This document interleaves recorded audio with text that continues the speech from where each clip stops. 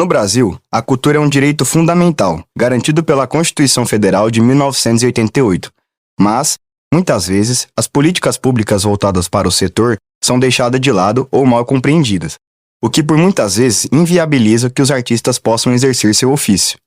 Nesse sentido, as políticas públicas são fundamentais para que esse direito seja exercido e os incentivos voltados ao setor sejam capazes de viabilizar as produções culturais, fortalecendo a classe artística. Outro setor beneficiado pelas políticas de fomento cultural é a economia. Isso porque elas são fundamentais para o desenvolvimento econômico e social do país, como, por exemplo, com a geração de empregos. De acordo com um painel de dados do Observatório Itaú Cultural, dos meses de abril a dezembro de 2023, foram criados cerca de 577 mil novas vagas no setor, revelando um salto significativo em relação ao ano anterior, que foram registrados 287 mil. Os 7,8 milhões de novos trabalhadores marcaram o maior número de cargos gerados desde o ano de 2012. Um marco quando diz respeito a políticas públicas voltadas ao setor cultural no Brasil é a Lei Paulo Gustavo, que leva o nome do ator brasileiro, nacionalmente conhecido pela trilogia de filmes Minha Mãe é uma Peça. Infelizmente, o ator morreu em decorrência de complicações da Covid-19, durante a pandemia que aconteceu entre os anos de 2020 a 2022. Sancionada no ano seguinte da sua morte, a lei, por meio de editais, chamamentos públicos, prêmios, aquisição de bens e serviços ou outras formas de seleção pública, tem como objetivo simplificar o acesso à verba e acelerar sua chegada aos agentes culturais. A lei é destinada a pessoas físicas e jurídicas sem fins lucrativos, bem como as empresas que apresentem propostas culturais diretamente aos municípios, estados ou Distrito Federal. Em relação à economia, uma pesquisa da Fundação Getúlio Vargas, FGV, mostrou que a Lei Paulo Gustavo tem um impacto significativo no setor cultural. Para cada R$1 investido pela lei, o retorno é de R$ 6,51, revelando a capacidade do setor cultural e da economia criativa de impulsionar a atividade econômica local. Eu sou a Tamires Dantas, estagiária de design da Divisão de Divulgação Científica da Diretoria de Comunicação Social da UFO. E eu sou João Victor Constantino, estudante de jornalismo na UFO e também atuante na Diretoria de Comunicação Social por meio do projeto Focas. E para falar mais sobre as políticas públicas no setor cultural, participa do nosso episódio a mestranda em Políticas Culturais, musicista e produtora cultural Lohane Albina.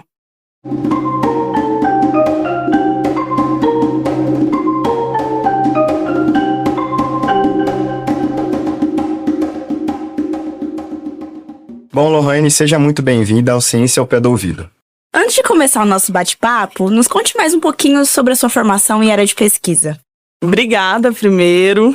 Me sinto muito lisonjeada. Eu sou formada em música, em violão aqui na UFO. E desde que me formei, eu comecei a me encaminhar um pouco para conhecer como funcionam as políticas culturais. No finalzinho de 2013, e eu começo a perceber que faltavam músicos nessa discussão sobre a política cultural, e eu começo a perceber assim, a me questionar, né? O que adianta eu fazer uma escala lindíssima, sabe, com um crescendo maravilhoso, se não vai ter palco para eu apresentar essa minha escala belíssima? E aí, como eu não via outras pessoas, outros dos meus amigos ali, eu vou tentar fazer algo assim. E aí eu começo a enveredar na ideia da política cultural e a pesquisar sobre isso. E atualmente eu sou mestranda aqui no PPGAC, né, na pós das artes cênicas. Bom, para começar nossa conversa, quais são os principais objetivos das políticas públicas culturais no Brasil? E qual sua importância para a classe artística? A ideia da política cultural é estabelecer alguns parâmetros, algumas, não é normas, mas eu vou usar a palavra parâmetros aqui, para a gente conquistar algumas institucionalidades e garantir o acesso à cultura, tanto pelos artistas, né, os fazedores de cultura, quanto para a sociedade de uma maneira geral. Então, eu entendo a política cultural como essa forma de aglomerar o que a gente faz dentro dessas subjetividades todas que a gente trabalha, sabe? A grosso modo, é que a política cultural, ela é para fazer esse encaixe, assim, para conseguir dar uma organizada e a gente ter acesso, todo mundo ter acesso a isso garantido, que já está garantido, né, pela Constituição Federal. A gente precisa de encontrar uma forma de sobrevivência. A gente não está fazendo... a gente precisa entender que o que a gente faz é trabalho, né? A gente está trabalhando. Eu amo tocar, sabe? Eu amo dançar. Mas quando eu tô ali dando aula, eu tô trabalhando. Quando eu tô ali tocando, eu tô trabalhando. E, enfim, eu acho que as políticas culturais, elas trazem essa formalidade pro trabalho do artista, que é importante, sabe? É uma coisa lá no final, mas é de suma importância. Quais são os principais desafios enfrentados na formulação de políticas públicas culturais no Brasil atualmente? As principais dificuldades... Bem, a gente tem na história da política cultural brasileira, nós temos alguns hiatos na construção dela, sabe? E, segundo o Antônio Rubin, que é um autor que trabalha lá na UFBA, ele foi secretário de Cultura lá na Bahia também. Ele é um importante teórico na área das políticas culturais. Ele diz sobre uma cultura da nossa pasta, a descontinuidade. Então, a gente tem uma série de descontinuidades na história da política brasileira, né, voltado para a cultura. A Lia Calabria, ela também traz essas rupturas que existiram. E, ao mesmo tempo, o quanto a gente, enquanto agente cultural, deveria, pelo menos, conseguir caminhar dentro das instâncias, né, dessas instituições para fazer essa construção da política cultural. Sabendo desse histórico de descontinuidade, o que a gente está tendo agora, e a gente está passando por esse momento que a gente está numa eterna retomada, né? Por quê? Porque a gente tem, se a gente pegar desde a redemocratização para cá, o Ministério da Cultura, ele foi descontínuo, né?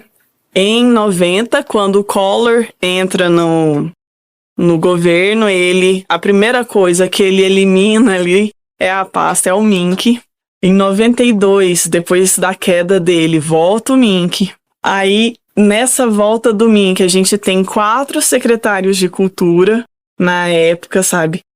Enfim, e aí é sempre essa descontinuidade. Isso aconteceu no governo do Fernando Henrique também, que teve 2 secretários de cultura. Isso foi um entrave. E é um entrave ainda para a gente, enquanto... que eu acho que é o que mais dificulta na construção das políticas culturais. Pensando agora no momento e na conjuntura que a gente está vivendo, histórica, eu acho que a principal dificuldade que a gente está tendo é... Bem, a gente está nessa eterna retomada que está atrapalhando com algumas pautas identitárias, mas não no sentido que eu tô contra. Não é nada disso, tá? É só que, às vezes, algumas coisas atravessam a gente de uma forma e atravessa a discussão de um jeito que eu acho que não era ali o momento, sabe? E aí isso dá uma atrasada na discussão, embora isso seja democracia, e eu, claro, a favor da democracia, mas eu acho que a dificuldade está nesse lugar e está dos agentes culturais entenderem e começarem a participar de uma forma um pouco mais presente da construção das políticas culturais e o diálogo com o Estado, sabe? O Estado entender as minúcias que a gente tem. Eu acho que essa é a maior dificuldade.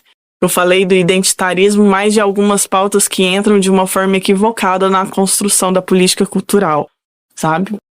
Por que normalmente as verbas relacionadas à cultura tendem a ser menores quando se trata de gestão pública? Bem, primeiro que eu acho que a gente vive... que as pessoas têm medo da cultura. A cultura tem um poder, assim, o contato com a arte tem um poder muito grande de fazer com que as pessoas construam um senso crítico. E aí isso é de suma importância, sabe? Então, toda vez que a gente entra num processo muito enrijecido e num momento muito atrasado, a gente vai ter alguma quebra com relação à cultura. Então, esse é um ponto. E aí, a gente acabou de sair de e nada de 2016 para cá. A gente ficou sem o Mink, aí volta Mink, né, na época do Temer. Aí o Mink volta, mas ele já tá ali sendo desmontado por dentro. Depois disso, entra Bolsonaro. Bolsonaro elimina, torna o Mink uma secretaria, tipo assim, ó. E essa secretaria, ela ainda passa de um ministério para o outro. Então, quem é que quer essa pasta aqui? E agora a gente está tentando essa reconstrução, mas é uma eterna retomada. A tendência de ser menor, para mim, dentro do governo, pensando nesse lance, né, de quem destina a verba, não ser uma coisa por falta de prioridade do governo, sabe? O governo precisa entender a cultura como uma forma de educação também. Toda vez que a gente a gente acabou de sair de uma campanha política. Quantas dessas pessoas, né, desses candidatos, falaram sobre a cultura como uma ponte para uma educação de qualidade? A gente não tem. A gente não consegue visualizar a cultura como algo que não seja um perfume, entendeu? Parece que a cultura é uma perfumaria para grandes desses políticos, sabe? Então, grande parte, né, acha isso. Claro que teve algumas pessoas, alguns candidatos que levaram em consideração, mas eu acredito fidedignamente que o fato da verba ser reduzida é justamente nesse lugar. Primeiro, porque é perigoso. Segundo, porque as pessoas não entendem que cultura educa. Que cultura não é só entretenimento, entendeu? Uhum. Eu tenho uma provocação, assim. Eu acho que a universidade aqui para a cidade, ela é de suma importância para a construção da cultura da cidade e para a construção de uma série de outros movimentos aqui. A gente já teve uma UFO com um movimento artístico muito grande. E eu fico me perguntando, sempre que há algum corte de verba, vem diretamente na nossa pasta, sabe? Então, por exemplo, o pessoal não entende que um piano ou que uma caixa de som legal, enfim, que esse tipo de material faz parte, é de suma importância ser de qualidade para um laboratório de algum desses cursos. É a mesma importância de de algum maquinário da engenharia, sabe? E aí essa falta de entendimento faz com que a gente tenha sempre menos. A gente sempre tem menos. A gente sempre tá ali dando uma gambiarra pra gente conseguir fazer alguma coisa e a gente, enfim... Básico, né? A gente sempre tá lutando pelo mínimo. Eu acho que a universidade, e aí eu tô falando da nossa, mas eu tô falando de outras também. Que a universidade tem um papel fundamental na cidade que ela está e que ela ocupa, de começar a fazer uma modificação nesse espaço. Trazendo para o contexto de Uberlândia, quais políticas municipais têm sido mais eficazes para apoiar artistas na cidade? Eu acho que a política mais eficaz que a gente teve, e aí eu vou puxar um negocinho para minha pesquisa atual, foi o Centro Itinerante de Cultura, que foi o Projeto Circo, que aconteceu de 1986 até 2011, que foi um trabalho tanto para artistas, foi um formador de grandes artistas que a gente vê aí, que são nossas referências na cidade, e formava o público. Então, para mim, essa foi uma política que eu descobri há pouco tempo da cidade, que foi muito interessante de existir. Atualmente, a gente tem algumas políticas voltadas assim para a cultura, né? Mas a gente tem alguns projetos institucionais que foi a diluição, aparentemente, pelo que eu estou entendendo da minha pesquisa, do projeto Circo. Então a gente tem palco móvel, que é uma forma de levar música para os bairros mais distantes do centro, que eu tenho minhas críticas para isso também, porque eu não estou vendo tanta efetividade e eu não vejo a quantidade de apresentações que acontecia no Projeto Circo anteriormente.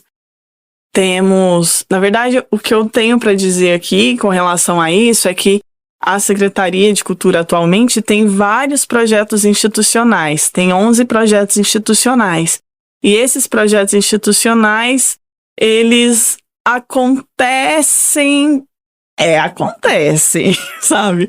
Mas falar assim que tá acontecendo firmemente, eu acho que não. Principalmente se vocês forem olhar agora lá na agenda cultural do município, você vai ver que tem espaço cultural hoje que não tem nada acontecendo. Uma coisa que a gente entende e que é um equívoco é entender que política cultural é edital, entendeu? De uns anos pra cá, depois da criação da Lei Rouanet, a gente virou, assim, a gente começou a entender política cultural como edital, a gente virou a geração dos editais. E aí a gente não consegue pensar na nossa sobrevivência enquanto artista sem os editais. Os editais são de suma importância, mas a gente precisa aprender a tentar caminhar sem eles também. Isso é uma outra questão. Falando dos editais especificamente, a gente tem o Programa Municipal de Incentivo à Cultura, que existe desde 2003, e que é a política de cultura que a gente tem na cidade mais antiga, né? E a mais... nem é pontual, mas que é a mais certeira mesmo, sabe? Que é a mais... que tem mais visibilidade, era essa palavra. Que é o PMIC. O PMIC, só que ele também tem algumas limitações. Não tem uma revisão dos recursos do PMIC há alguns anos. Atualmente, salvo engano, são 6 milhões de reais para o PMIC, sendo 3 milhões do Fundo Municipal de Cultura e 3 milhões para incentivo, 3.500, salvo engano é 6.500 mesmo, teria que olhar. E 3.500 para incentivo fiscal, que são as modalidades, né, de fomento do programa. O fundo municipal é uma verba que sai direto dos cofres públicos da cidade e vai para a conta do artista. Enquanto do incentivo cultural, o município fala assim, olha, muito legal seu projeto é muito bom. E aí, fulaninho tá me devendo, que são ou o ISS ou o IPTU, vai lá, fala com ele, vê com ele se ele te passa o recurso, eu deixo você pegar 25% desse recurso. Então, quando você aprova o projeto no incentivo fiscal, você tem que fazer essa captação de recurso. Você escreve seu projeto, chega lá na empresa, fala assim, oi, tudo bom? Nossa, eu te vi hoje. Você tá tão bonita. Tá aqui meu projeto. O que você acha? Vamos tentar aqui? É que a prefeitura falou que você tá devendo pra ela. E eles me deixaram pegar dessa sua dívida 25%. Bora. Boa parte não bora. Por falta de conhecimento, às vezes. Ou porque não querem mesmo. Mas eu trabalho com a ideia por falta de conhecimento, de como funciona esse formato, né, de transferência. Agora, no momento, né, a gente teve a Lei Paulo Gustavo, que foi uma lei que ela surge de um saldo remanescente do Fundo Nacional do Audiovisual. E agora a gente tem esse Programa Nacional Aldir Blanc, né? É programa mesmo. Política Nacional Aldir Blanc, que por enquanto, vai virar uma política de Estado. Tô torcendo. Para que, por enquanto, a gente vai testar por 5 anos, né? A lei está prevista para acontecer entre 5 anos e daqui a 5 anos a gente vê de qual que é, e eu espero que seja para ficar. Que é um resquício e vem de um pontapé que surge lá na pandemia, né? Então, assim, a pandemia foi horrorosa e a cultura, eu não sei como a gente conseguiu construir uma política cultural muito grande e muito expressiva para a cultura e para a gente, enquanto artista, numa situação horrorosa. Em relação à diversidade, como as políticas públicas de financiamento à cultura têm se adaptado para apoiar e incluir grupos ditos marginalizados no setor cultural? Atualmente, os editais e as políticas, essas, por exemplo, essas mais novas, né? A Paulo Gustavo, por exemplo, exigia a acessibilidade, e que para mim é de suma importância, claro, porque antigamente eu ficava pensando como que uma pessoa com baixa visão conseguia apreciar uma peça de teatro. Ainda estamos num processo de adaptação e de entender como colocar isso dentro dos projetos, na escrita dos projetos, mas isso antes era meio que levado, sabe? Hoje, na Paulo Gustavo especificamente, ela foi uma exigência. E atualmente na política, né, nos editais da Aldir Blanc, é uma coisa assim que precisa estar também, vai ser pontuado. Então, eu me lembro na época da pandemia, aqui em Uberlândia, a gente construiu um edital de emergência da cidade, né, do município. E nesse edital, uma das brigas que eu e as outras pessoas ali da sociedade civil tava tendo, nem foi tanta briga, né? É só na ideia do diálogo mesmo que a gente estava defendendo, era da necessidade de haver uma forma de pessoas que são analfabetas funcionais e não entendem o processo da escrita do projeto. Tem tido uma tentativa também de uma linguagem um pouco mais acessível, com menos juridiquês, porque antigamente era muito mais difícil entender os editais e hoje está tendo esse movimento, né? Isso é de suma importância para garantir que todo mundo está entendendo o que está sendo dito ali. É lembrar que um edital, ele é a regra do jogo. Se a gente não está entendendo a regra do jogo, como que você vai jogar, sabe? E as pessoas precisam jogar. O edital não é a única forma de sustentabilidade do artista, mas ele é uma forma de sustentabilidade do artista, sabe? Se ele não comunica com o artista, com o artista, com o produtor cultural, com os fazedores de cultura, ele tá comunicando com quem, sabe? E aí a gente tá dando acesso para pessoas. Há uma tentativa dentro das políticas culturais, e eu acredito que haja uma tentativa pelas pessoas, pelos produtores culturais, de trazer mais pessoas que estão nesse lugar mais à margem. Lohane, muito obrigada pela sua participação e obrigada a você, ouvinte, por nos acompanhar até aqui. Que bonitinho, obrigada, gente. Segundo dados do Ministério da Cultura, no ano de 2022, a cidade de Uberlândia recebeu mais de 5 milhões de reais em verbas iniciais referente à Lei Paulo Gustavo. Agora que você já entendeu um pouco sobre as políticas públicas voltadas aos artistas, nós conversamos com o Igor Herrera, que foi contemplado pela Lei Paulo Gustavo. Escuta só. Eu sou Igor Herrera, eu sou artista visual. Eu fui contemplado em 2024 pela Lei Paulo Gustavo. Eu inscrevi o meu projeto em 2023 e ele é um projeto de continuidade. A Paulo Gustavo vem com diferentes modalidades que se diferenciavam dos editais anteriores. Então, a Paulo Gustavo ela vem com diferentes editais. A minha categoria do meu projeto era uma categoria de finalização de obra, que foi a finalização do curta de animação que a gente conseguiu passar no PMIC em 2022. A gente conseguiu passar o curta no PMIC de 2022, o projeto foi aprovado, A gente produziu o roteiro, fez a escalação de elenco, que ia fazer as vozes originais do curta. Era um curta, o mote geral do curta era um curta sobre folclore, que chama Causos de Domingos.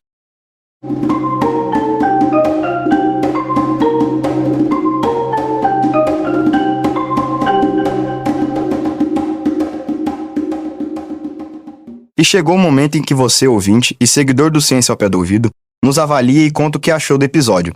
Se você nos ouve pelo Spotify, deixamos uma caixinha aqui embaixo. Conta pra gente se você já conhecia sobre políticas públicas voltadas ao setor cultural e sua importância. Ah, e não se esqueça de seguir a gente nas redes sociais para acessar os outros conteúdos que preparamos para você, viu? Isso mesmo, João. Com o retorno da plataforma na semana passada, estamos no X, antigo Twitter, @aopédoouvido_pod, e também nas redes sociais oficiais da UFO. Gostou desse episódio? Quer perguntar algo? Mandar um recado ou indicação pra gente? É só mandar um áudio para o nosso WhatsApp. Nosso número é 34 999 48 4655. Repetindo, 34 999 48 4655. Muito obrigado por nos ouvir até aqui. Até semana que vem. O Ciência ao Pé do Ouvido é o podcast da Divisão de Divulgação Científica da DIRCO, a Diretoria de Comunicação Social da Universidade Federal de Uberlândia. A supervisão do roteiro é por conta do jornalista Túlio Daniel, que é editor do podcast, com produção da Camila Domingos, estagiária de jornalismo. A apresentação e entrevista foram feitas pelo João Victor Constantino, estudante de jornalismo, e por mim, Tamires Dantas, estagiária de design. Nós três atuamos na Diretoria de Comunicação Social da UFO e também somos responsáveis pela divulgação do episódio nas mídias sociais. A comunicação imagética também foi feita pela Tamires. A principal transição sonora é a composição do percussionista Eduardo Fraga Túlio, pesquisador e professor de música aqui na UFO. A captação de áudio foi feita por Euler Reis, edição, montagem e finalização são de Márcio Gama. A direção de comunicação social da UFO é da jornalista e pesquisadora Renata Neiva.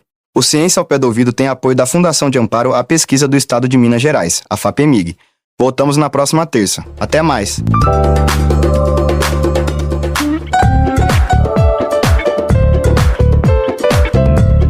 Ciência